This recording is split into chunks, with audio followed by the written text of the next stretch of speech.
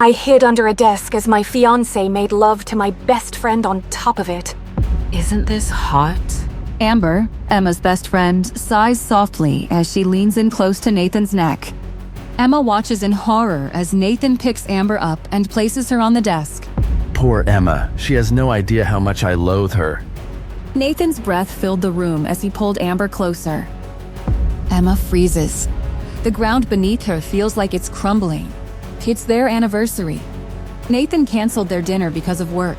You have the wrapped around your pinky.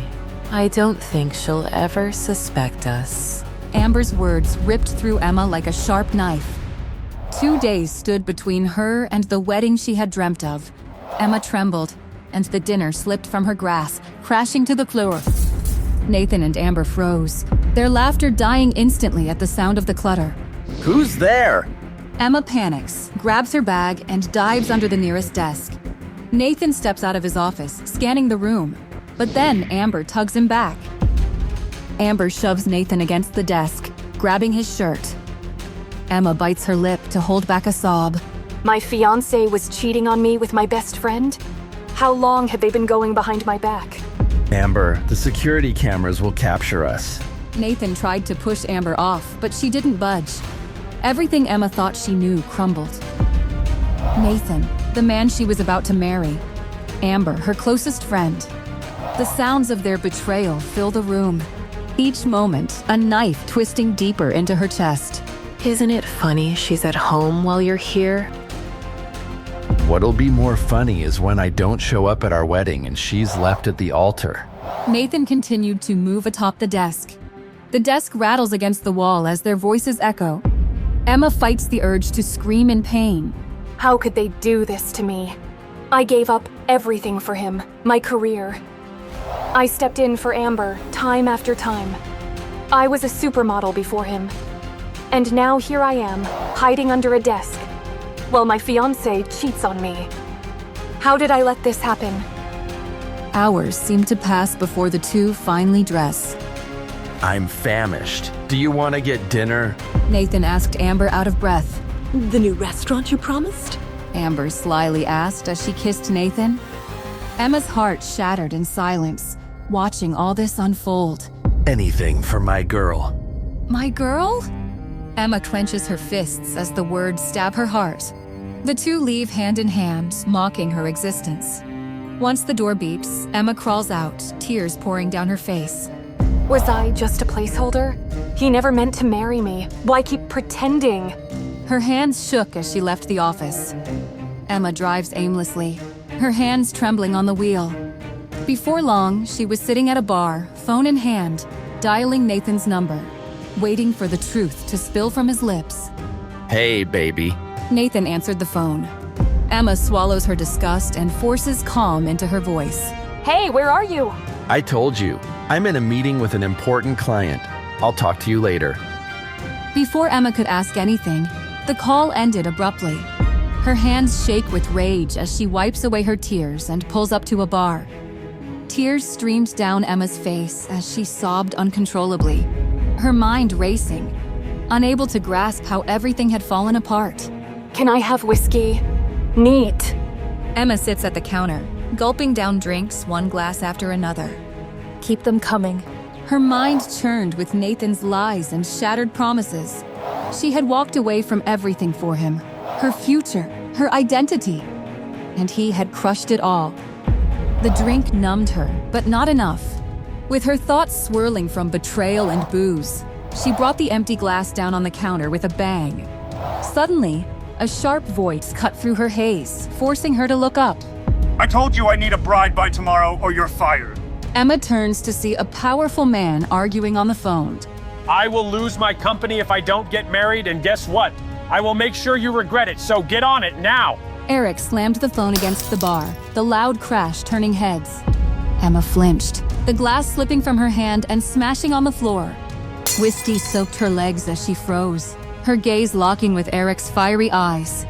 Without saying a word, he tossed her a handkerchief, his anger still simmering.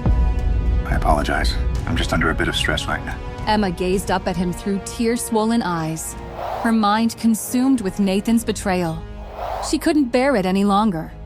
Instead of reaching for the handkerchief, she grabbed his arm, her voice shaky but desperate. Marry me. You can marry me. Suddenly, Emma's vision blurs as everything goes black. Emma wakes up groggy, her head pounding. She notices a white wedding dress on her. Was this all just a bad dream? Did I get married to Nathan? Her head throbbed painfully as she sat up from the bed, her surroundings unfamiliar. This wasn't her room. How had she gotten here? A flood of panic filled her chest as she tried to recall the events. But before she could, a man entered, fresh from the shower, wearing his bathrobe. I see, my bride is up. What the hell is this? Why am I in a wedding dress? Because you married me last night. Eric smirks, handing her a document. Emma's eyes widen as she sees her signature. No, I was drunk. This is a mistake. Sure enough, Emma was married to him. Suddenly, her gaze fell on the name. You are Eric Roberts. Eric nods. Emma's jaw dropped as she looked at him. Eric Roberts, the CEO of Kaleidoscope Entertainment, the most influential man in the US. She had only glimpsed him once at a party years ago, but now here he was, Nathan's fiercest rival. That's right. And now you're Mrs. Roberts. As Eric dressed himself, Emma shook her head, disbelief clouding her face. No. This is a mistake. Surely if I was that drunk, this marriage cannot be legal. I will contest it. You can do that and nullify this marriage, sure. But I would suggest you use this as an opportunity to help yourself. Excuse me, Mr. Roberts, but I think you have misunderstood me. This is not an opportunity. This is a mistake. Emma spoke sternly, not ready to back down. Last night you were crying about your fiancé. Don't you think this would be the perfect way to get back at him? The wheels in Emma's mind began to turn as the events of last night replayed. Nathan hadn't just been cheating on her. He had never intended to marry her. He and Amber had used her for their own selfish reasons. Eric was right. This was the perfect way to get her revenge. But doubt still lingered. She had heard all sorts of rumors about Eric Roberts. How dangerous he could be. All right, Mr. Roberts. I will not try to nullify this marriage. But I have two conditions. Eric nodded with a smirk on his face. You need to keep this marriage a secret for now. And second, I don't want you to interfere in my business. Eric was all impressed by Emma's bold demeanor. Deal. He had only ever encountered selfish women, eager to use his power for their gain. Never had he met someone who wanted to keep him a secret. He watched her closely as she awkwardly sat back down, lost in thought, trying to figure out her next step. Then, her phone rang. Nathan. Her screen flashed with 10 missed calls from him. Emma, where the hell have you been? Nathan barked through the phone. I have been looking for you everywhere. Oh, hey Nathan. I'm sorry. I just went to Lisa's and fell asleep. All good? She pretended to sound normal, trying to make sense of Nathan's motivations. You need to tell me. You know it's the day of the Belle Ames show. Amber is hurt. Her foot is swollen. She can't walk the show. I need you to fill in for her. Bingo. Emma sighed softly. It was as if the universe was orchestrating her revenge. Emma recalled Eric's words, her mind racing as she considered what to do with this newfound opportunity. Belle Ames was a key client for Nathan's company. He knew that if anyone could outdo Amber on the runway, it was her. She sighed softly into the phone, her voice steady as she prepared to respond. But won't people know it's not Amber? You know how particular Belle Ames is about their contracts. Don't worry about it. We'll get you a mask. Now get there in 15 minutes or God help me. With those last words, Nathan ended the call. I'll get my assistant to get your stuff picked up from your apartment. Eric's words echoed in Emma's ears as she stood there, processing everything. This was all too strange, too sudden, but she couldn't let herself dwell on that. Her focus narrowed to a single thought. Nathan and Amber had to pay. They had to feel the same humiliation they'd forced upon her. Determined, Emma took a quick shower. She sat down for makeup, ready to step into the spotlight and take back control. Emma arrived at the address Nathan had sent. Amber's assistant, Harry, shot her a cold glare as he handed her the stunning jewelry Belle Ames had chosen for the showstopper. She was ready. Nathan stood backstage, his eyes filled with nervous energy. He didn't realize the storm that was about to hit. Harry handed her a mask. Emma's eyes narrowed. Tonight, everything will change. This was her moment to make them pay. This comes off, Emma. My company is as good as finished. Keep it on at all times. They watched as Emma tied the mask behind her head.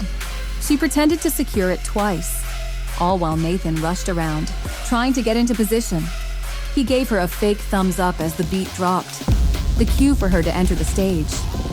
As soon as the spotlight hit her, a collective gasp rippled through the audience. Emma gracefully strutted forward, remembering the highlight of the night, the jewelry, and of course, her revenge. She struck a pose that took the crowd by surprise. Her eyes landed on a familiar face. It was Eric. What was he doing here? He smirked at her, his eyes carefully following her every move as she turned. For a moment, Emma was lost in her performance, the applause ringing in her ears as she reached the center of the stage, preparing to implement her plan. But she couldn't do it. She just couldn't bring herself to ruin the show in such a cruel way. She struck another pose, ready to close the show. But at the last second, the string of her mask got caught in the bracelet on her arm. Emma closed her eyes, all anxious.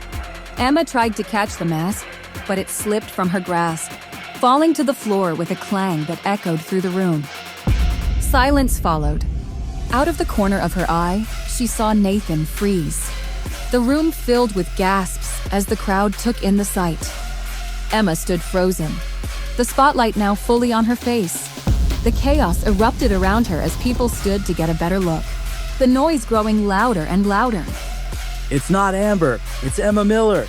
Is she trying to steal Amber's show? What an attention! Emma turned, searching desperately for Nathan, but he was nowhere to be found. Emma stands frozen as chaos erupts. People throw things at her, while Amber's fans charge toward the stage. They were relentless, charged with fury, determined to protect their idol's name at all costs. We won't let you steal Amber's show.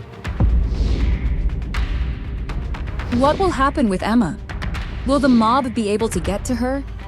Will this ruin her reputation forever? What will Eric Roberts do when he sees his new bride getting harassed in public? Will he break the deal he made with Emma to protect her? What will Nathan do when he finds out about Eric and Emma's union?